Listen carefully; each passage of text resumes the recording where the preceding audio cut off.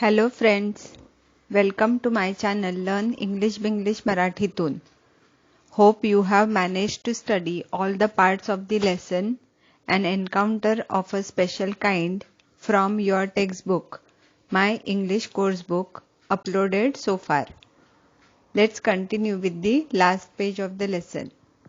मी आशा करते की आतापर्यंत तुमच्या अभ्यासक्रमातील an encounter of a special kind एक विशेष प्रकारचा सामना ह्या धड्याच्या आतापर्यंत अपलोड केलेल्या सगळ्या भागांचा अभ्यास करून झाला असेल. चला तर आपण शेवटच्या पानाचा अभ्यास करू. The mother sat still with the baby in her lap for a few minutes. आई त्या पिल्लाला मांडीत घेऊन काही वेळ शांत बसली. स्टिल STILL स्टिल म्हणजे शांत, ह्याचा दुसरा अर्थ अजून असा सुद्धा होतो. लॅप LAP लॅप म्हणजे मांडी. It was almost as if she was pondering over her options and trying to figure out how she could keep the baby safe from further assault. जणू काही आपल्या बाळाला पुढील हल्ल्यापासून कसं सुरक्षित ठेवायचं याबद्दल विचार करत होती. ऑलमोस्ट ALMOST म्हणजे जवळजवळ किंवा बहुतेक. पॉन्डरिंग PONDERING हे पॉन्डर PONDER पॉन्डर म्हणजे थिंक ओव्हर डीपली, कशाचा तरी खोल विचार करणे च प्रेझेंट पार्टिसिपल आहे. त्याचं दुसरं आणि तिसरं रूप पॉन्डर्ड PONDERED असं होतं. आणि वॉज पॉन्डरिंग हा चालू भूतकाळ आहे. ऑप्शन्स OPTIONS ऑप्शन्स म्हणजे पर्याय. ट्राईंग TRYING ट्राईंग हे TRY ट्राय म्हणजे प्रयत्न करण्याचं प्रेझेंट पार्टिसिपल आहे.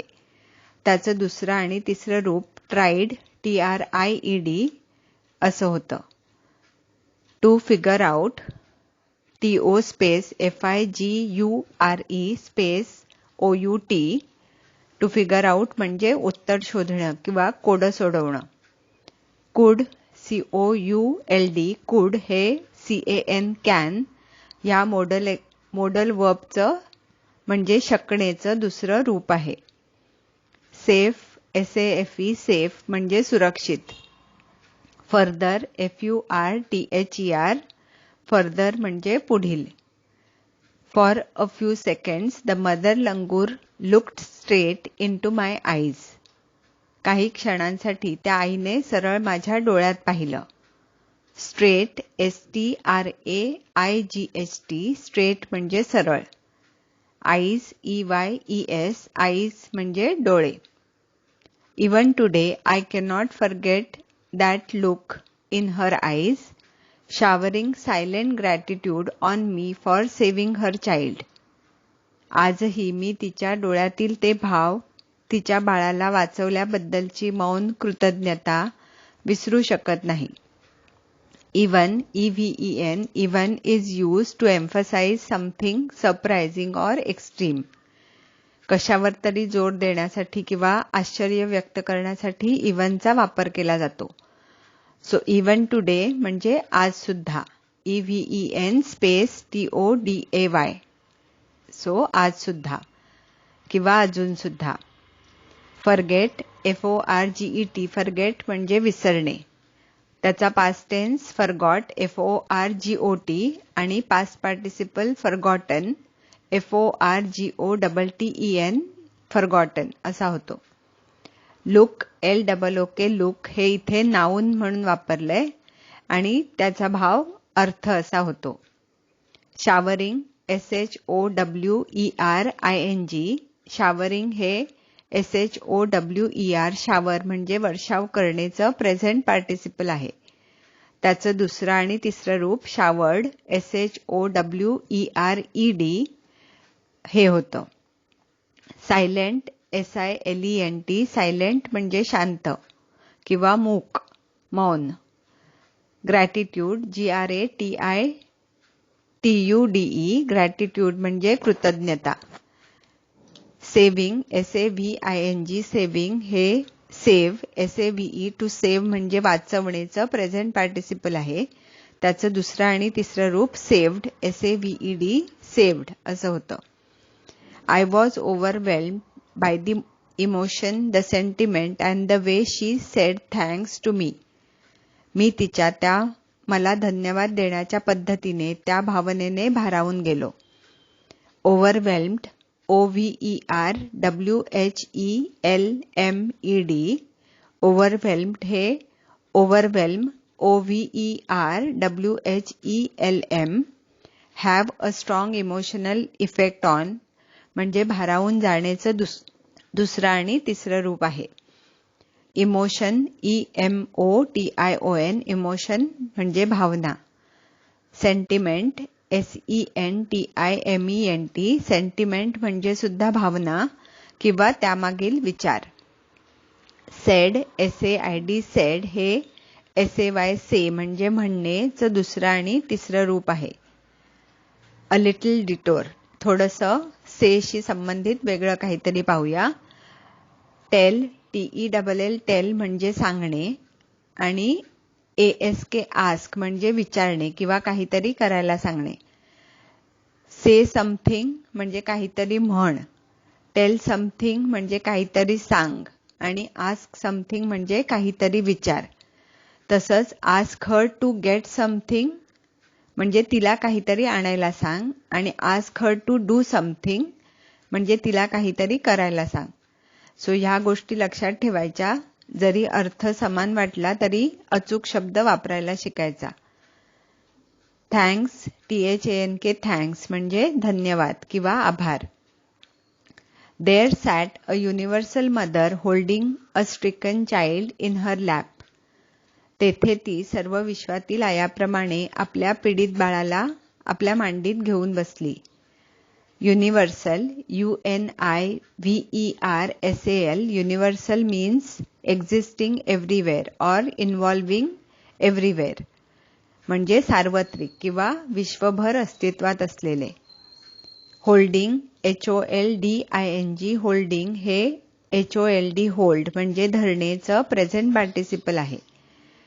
स्ट्रिकन STRICKEN स्ट्रिकन म्हणजे to be hit hard or suffer म्हणजे जबरदस्त मार पडलेला किंवा त्रस्त पीडित. Then in a flash she jumped with her baby clinging to her belly and reached our kitchen roof. नंतर काही क्षणात तिने आपल्या बाळाला पोटाशी कवटाळून उडी मारली आणि आमच्या स्वयंपाकघराच्या छतावर पोचली. फ्लॅश FLASH फ्लॅश म्हणजे अचानक. जम्प्ड JUMPED जम्प्ड हे JUMP जम्प म्हणजे उडी मारण्याचं दुसरं आणि तिसरं रूप आहे. क्लिंगिंग CLINGING क्लिंग हे CLING क्लिंग म्हणजे बिलगणे किंवा चिकटून राहण्याचं प्रेझेंट पार्टिसिपल आहे. त्याचं दुसरं आणि तिसरं रूप क्लंग CLUNG क्लंग हे होतं. बेली BELLY बेली म्हणजे पोट. रीच्ड REACHED रीच्ड हे REACH रीच म्हणजे पोचण्याचं दुसरं आणि तिसरं रूप आहे.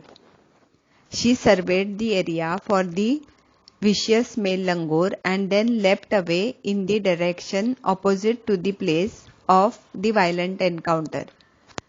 तिने त्या निर्दयी नर माकडासाठी त्या भागाची पाहणी केली आणि ज्या ठिकाणी तो हिंसक सामना झाला होता त्याच्या विरुद्ध दिशेला उडी मारून निघून गेली. सर्वेड SURVEYED सर्वेड हे SURVEY सर्वे म्हणजे पाहणी करणे च दुसरं आणि तिसरं रूप आहे. एरिया AREA एरिया म्हणजे परिसर. विशियस VICIOUS विशियस म्हणजे एविल और विकेड म्हणजे क्रूर. लेफ्ट LEAPT लेफ्ट हे LEAP लीप म्हणजे लांब उडी मारण्याचं दुसरं आणि तिसरं रूप आहे. डायरेक्शन DIRECTION डायरेक्शन म्हणजे दिशा. ऑपोजिट OPPOSITE ऑपोजिट म्हणजे विरुद्ध. Violent, VIOLENT, violent म्हणजे हिंसक. The brief meeting with the mother and the baby langur convinced me that interspecies communication and mutual trust is indeed a reality.